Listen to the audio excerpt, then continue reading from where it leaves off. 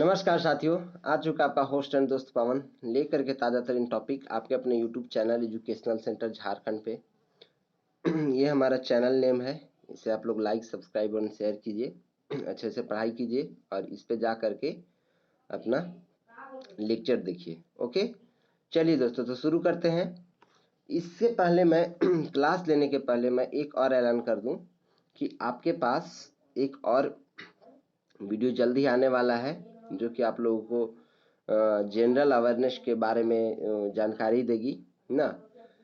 वो टॉपिक क्या है कि पुलिस हमारी एफआईआर दर्ज आसानी से क्यों नहीं करती। क्या पुलिस जो है हमारा एफआईआर आसानी से दर्ज क्यों नहीं करता है, इस पे हमने सीरीज सेशन रखा है। वो मैं कल जो है सो आप लोगों का आज शाम तक जो है सो व्हाइट बोर्ड जो है मैंने एक और ऑर्डर किया है, न्यू व्हाइट बोर्ड। उससे मैं इसका क्लास लूँगा और सारा चीज़ मैं बताऊँगा कि हमारा जो है सो ये पूरे इंडिया का पूरे पूरे देश का पुलिस जो है सो आसानी से हम लोगों का कहाँ कहाँ क्या प्रॉब्लम है, आसानी से एफआईआर दर्ज क्यों नहीं करती और इसका सॉल्यूशन क्या हो सकता है। आसानी से एफआईआर नहीं दर्ज करने के बाद हमें क्या कदम उठाने चाहिए, हमें क्या करने चाहिए ना, या फिर सरकार इसके पीछे क्या काम की है, इसके पीछे कुछ सॉल्यूशन निकाली है या नहीं निकाली है, उसके बारे में हम लोग जानेंगे।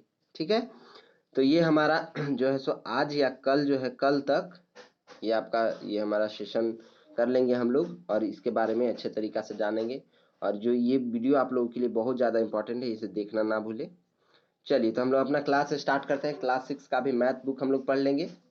ये वीडियो जो है सो हर एक आदमी के लिए, किसके लिए, कोई भी आदमी हो, जैसे बच्चे स्टूडेंट हो गए, UPSC, JPSC, SSC and all competitive examination के लिए, और सारे जो भी नवयुवक लोग हैं उनके जानकारी के लिए भी बहुत ज़्यादा इम्पोर्टेंट है। तो इस टॉपिक को, इस सेशन को देखना ना भूलें।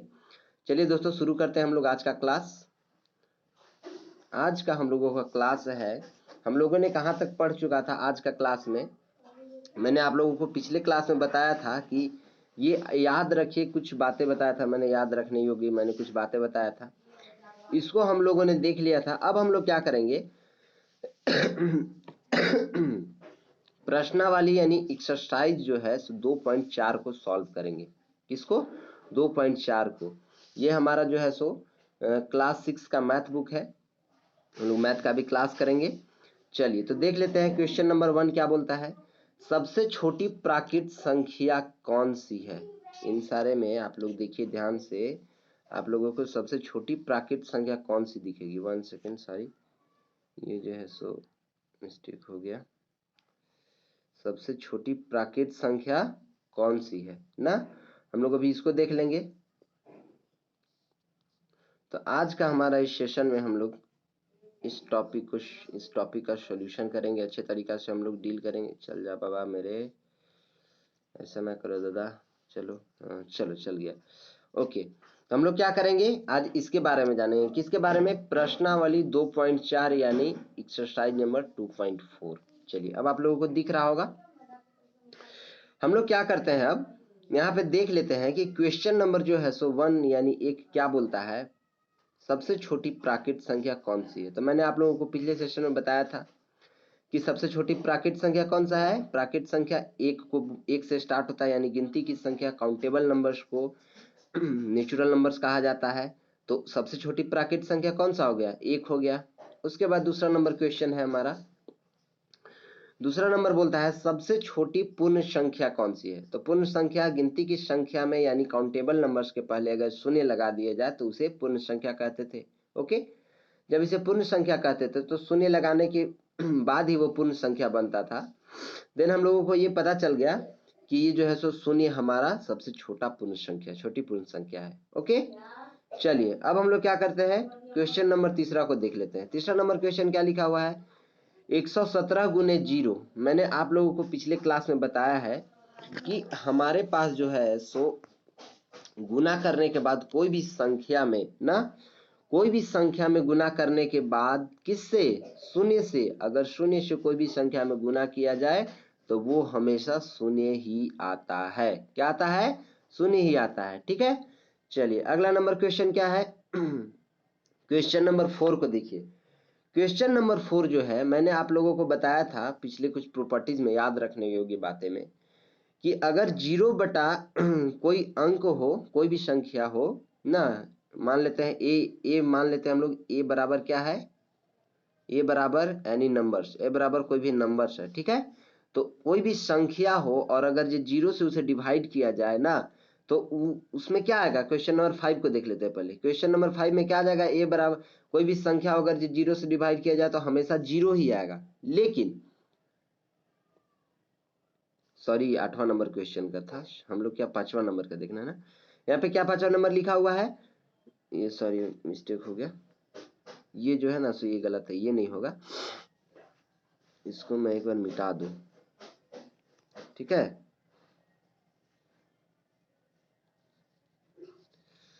ओ सॉरी, एक बार और, ये स्क्रीन से हट के जा रहा है, कोई बात नहीं।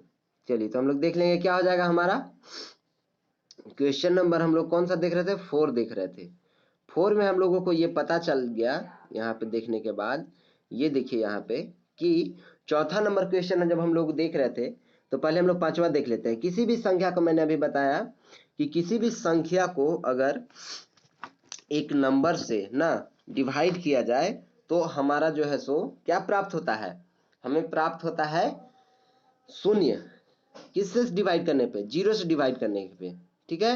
तो हमारा क्या प्राप्त होगा, शून्य प्राप्त होगा, यानी इसका आंसर ये हो जाएगा। लेकिन अगर किसी संख्या में 0 से, संख्या को डिवाइड किया जाए किससे, 0 से, 0 से अगर कोई संख्या में डिवाइड करेंगे तो हमें शून्य प्राप्त होगा, ध्यान से सुनिएगा। और किसी संख्या से 0 में डिवाइड किया जाए तो हमारा वो अपरिभाषित होगा, यानी नॉट डिफाइंड। ओके, वो डिफाइंड उसे नहीं किया जा सकता है, यानी 8 को 0 से में भागा नहीं दिया जा सकता है, ठीक है। अब चलिए आगे हम लोग देख लेते हैं अगला नंबर क्वेश्चन क्या है। क्वेश्चन नंबर 5 तक हम लोगों ने देख लिया, अब 6 को देखेंगे। 6 क्या बोलता है, 6 बोल रहा है कि 625 गुने 1, मैंने आप लोगों को प्रॉपर्टी में बताया है कि 625 में या कोई भी संख्या में 1 से गुना किया जाए तो हमेशा वही संख्या हमें प्राप्त होता है जिससे गुना किए हैं 1 में। ओके, तो हमारा क्या हो जाएगा, आंसर सी हो जाएगा इसका। ओके, चलिए अब हम लोग 7वां नंबर क्वेश्चन देख लेते हैं।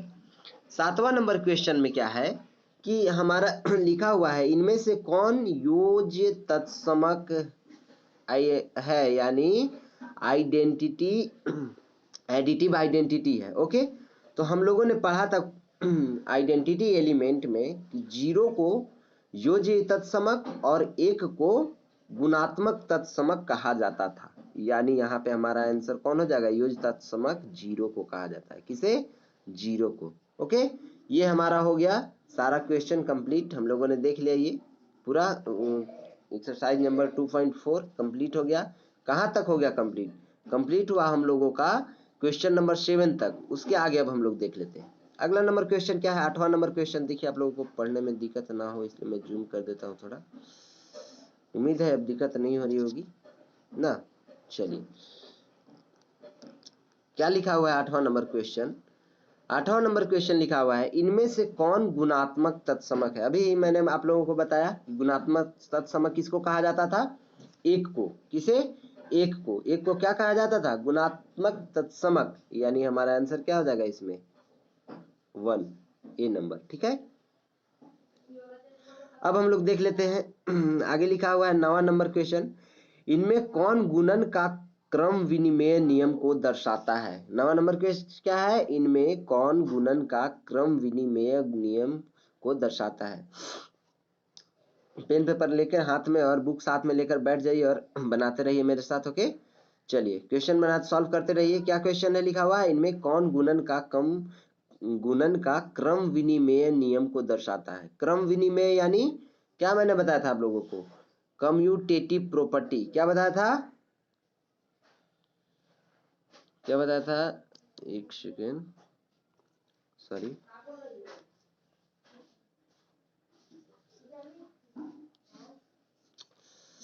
ओ दादा कैसे हट जा रहा है ये, इसे जरा ठीक करो यार, देखो। चलो अब हम लोग क्या करते हैं, क्वेश्चन नंबर 9 को देख लेते हैं। 9वां नंबर क्वेश्चन क्या लिखा हुआ है, इनमें कौन गुणन का क्रम विनिमय नियम को दर्शाता है। तो यहाँ पे देखिए क्रम विनिमय नियम मतलब क्या, कम्यूटेटिव प्रॉपर्टी, कौन सा, सॉरी 1 सेकेंड, ये गड़बड़ कैसे हो रहा है।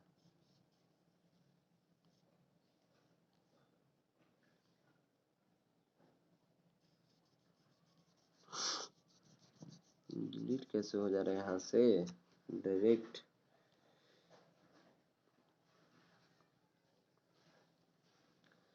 मैं इधर करके दिखाता हूँ आप लोगों को। देखिए क्रम विनिमय यानी क्या होता था, कम्यूटेटिव प्रॉपर्टी।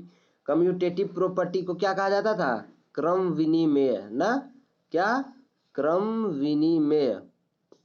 देन अब हम लोग क्या देख लेंगे, क्रम विनिमय गुण को। तो इनमें कौन सा क्रम विनिमय गुण यानी क्रम विनिमय नियम को दर्शाता है, ये चीज देखिए। तो कौन सा क्रम विनिमय नियम को दर्शाता है, देखिए यहाँ पे ध्यान से। क्रम विनिमय नियम का कुछ मैंने प्रॉपर्टी बताया था क्रम विनिमय गुण में, कौन सा प्रॉपर्टी था, देखिए प्रॉपर्टी हमारा क्या था, क्रम विनिमय गुण मतलब क्या, कम्यूटेटिव, क्या,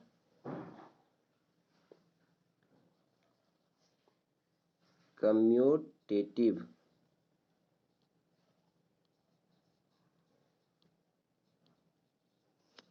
प्रॉपर्टी ना, कम्यूटेटिव प्रॉपर्टी। तो कम्यूटेटिव प्रॉपर्टी यानी क्रम विनिमय गुण, इसका नियम क्या था, कुछ इस प्रकार से, ए गुने बी बराबर बी गुने ए। ये हमारा आया था एक समीकरण। ये क्या है, ये क्या है, कम्यूटेटिव प्रॉपर्टी है। यही नियम दर्शाता है कम्यूटेटिव प्रॉपर्टी का, यानी क्रम विनिमय गुण का। तो ये वाला नियम पे कौन सा फॉलो कर रहा है, देखिए तो ध्यान से, फॉलो कौन सा कर रहा है, ए नंबर कर रहा है, यानी 4 गुने 8 बराबर 8 गुने 4, यानी ए हम अगर 4 को मान लें और बी मान लें 8 को, तो क्या हमारा हो जाएगा, 4 गुने 8 बराबर क्या हो जाएगा, 8 गुने 4, यानी ए गुने बी बराबर बी गुने ए। चलिए ये हमारा हो गया सॉल्व। अब हम लोग क्या करते हैं, क्वेश्चन नंबर 10 को देख लेते हैं। क्वेश्चन नंबर 10वां क्या बोलता है, 170 गुने 4 प्लस 170 गुने 6 का मान ज्ञात कीजिए, यानी मान क्या होगा। तो 170 को 4 से गुना करेंगे, देख लेते हैं। 170 को 4 से गुना किया जाए तो हमारा कुछ क्या आ जाएगा, 170 चौका 680, क्या आ गया, 680।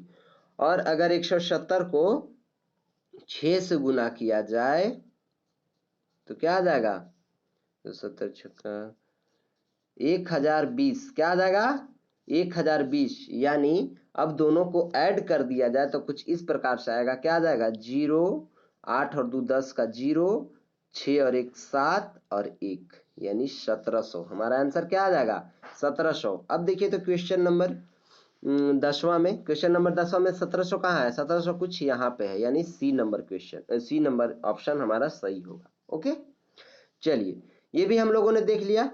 अब हम लोग देखेंगे क्वेश्चन नंबर 11 को। क्वेश्चन नंबर 11 क्या लिखा हुआ है, 23 और 38 के बीच कितनी पूर्ण संख्याएं हैं। क्या लिखा हुआ है, 23 और 38 के बीच कितनी पूर्ण संख्या है। तो हम लोग गिन लेंगे, 23 और 38 के बीच कुछ इस पर कितना पूर्ण संख्या होगा, 23 और 10 33 3, चलिए तो क्या हो गया हमारा 14। 23 और 38 के बीच में गिनिएगा, 23 से स्टार्ट करना है लेकिन 24 से हम लोगों को गिनाएगा, और 38 तक जाना है लेकिन 37 तक ही रहेगा, यानी दोनों के बीच में पूछ रहा है ना। जब दोनों के बीच में पूछ रहा है हमारा तो दोनों के बीच में ही गिनेंगे। ओके चलिए हो गया ये क्वेश्चन सॉल्व। जैसे 23 से स्टार्ट किया तो 23 के बाद 24 25 26, उसके बाद जाते जाते 37 तक रुकेंगे, यानी 37 तक जितना संख्या होगा वो हमारा हो जाएगा क्या, बीच का पूर्ण संख्या। ठीक है। अब क्वेश्चन नंबर 12 यानी 12 को देखिए, लिखा हुआ है 1000 का पूर्ववर्ती क्या है। परवर्ती संख्या और पूर्ववर्ती संख्या मैंने आप लोगों को क्लास में, पिछले क्लास में बताया था। क्या बताया था, परवर्ती संख्या किसे कहते हैं, परवर्ती संख्या में अगर कोई भी संख्या में, कोई भी प्राकृत संख्या में एक कोई संख्या जोड़ दिया जाए, एक जोड़ दिया जाए तो वो परवर्ती संख्या हो जाता है। लेकिन कोई भी प्राकृत संख्या में एक घटा दिया जाए तो वो पूर्ववर्ती संख्या कहलाता था। तो देखिए तो क्या यहाँ पे मेरा लिखा हुआ है 1000, 1000 में से एक घटा दिया जाए तो हमारा क्या प्राप्त हो जाता है 999, यानी आंसर क्या हो जाएगा B, option number B is correct answer. Okay, अब हम लोग देख लेते हैं 13 नंबर क्वेश्चन। 13 नंबर क्वेश्चन क्या लिखा हुआ है 2 गुने 125 गुने 50, इसको गुना करेंगे। 2 से गुना 125 में किया जाए तो क्या आ जाएगा 250, 250 को गुना 50 से किया जाए तो क्या आ जाएगा मेरा 12500, क्या आ जाएगा 12500, यानी 13वां का आंसर ए हो जाएगा। फिर उसके बाद आगे देखिए तो क्वेश्चन नंबर 14 क्या बोलता है। क्वेश्चन नंबर 14 बोलता है 168 प्लस 329 बराबर 329 प्लस 168 में कौन सा गुण लागू हुआ है, यानी कौन सा गुण इसमें है। ठीक है, तो आप लोग याद कीजिए, अभी मैंने आप लोगों को कम्यूटेटिव प्रॉपर्टी बताया था, यानी क्रम विनिमेय गुण ना। क्रम विनिमेय गुण कुछ इस प्रकार से देखिए है, यहाँ पे क्या है गुना है सिर्फ, लेकिन अगर यहाँ प्लस कर दिया जाए, यहाँ पे प्लस कर दिया जाए, सिर्फ यहाँ भी प्लस कर दिया जाए तो a प्लस बी बराबर बी प्लस ए, कुछ इस प्रकार से है इसमें लागू, a प्लस बी बराबर a प्लस बी बराबर बी प्लस ए, इस प्रकार से कुछ है ना। देन ये कौन सा प्रॉपर्टी फॉलो करेगा हमारा क्रम विनिमेय गुण, यानी कम्यूटेटिव प्रॉपर्टी। ओके, चलिए दोस्तों, तो ये हमारा हो गया क्या चैप्टर समाप्त, यानी द एंड। क्या हो गया the end, chapter number chapter समाप्त हो, एक सेकेंड, हाँ ये हमारा क्या हो गया चैप्टर समाप्त हो गया। चैप्टर नंबर 2 कौन सा चैप्टर था पूर्ण संख्या, क्या था पूर्ण संख्या। हमारा चैप्टर नंबर 2 खत्म हो गया। कल हम लोग जो है सो चैप्टर नंबर 3 लेकर के हाजिर होंगे और आप लोगों के साथ अच्छे तरीका से डील करेंगे, अच्छे तरीका से पढ़ाई करेंगे। तब तक के लिए जो है सो आप लोग पढ़ते रहिए और क्वेश्चन सॉल्व कर लीजिएगा। मैंने आप लोगों को सारा बता दिया है, एक एक पॉइंट मैं बताते चल रहा हूँ, कहीं भी प्रॉब्लम नहीं होना चाहिए। और ये चीज आप लोग भूलिएगा नहीं, ये क्या है हमारा, देखिए तो ध्यान से लिखा हुआ है पुलिस आसानी से आपकी FIR दर्ज क्यों नहीं करती। यानी अगर आपने कहीं भी अपना थाना में जा करके आसानी, कोई भी अगर छोटा मोटा केस हो, कोई संगीन केस ना हो करके, जैसे मर्डर रेप इस तरह का केस ना हो करके अगर छोटा मोटा केस हो तो आपका केस रजिस्टर यानी FIR दर्ज क्यों नहीं होता, इसके बारे में हम लोग जानेंगे कल के वीडियो में ना।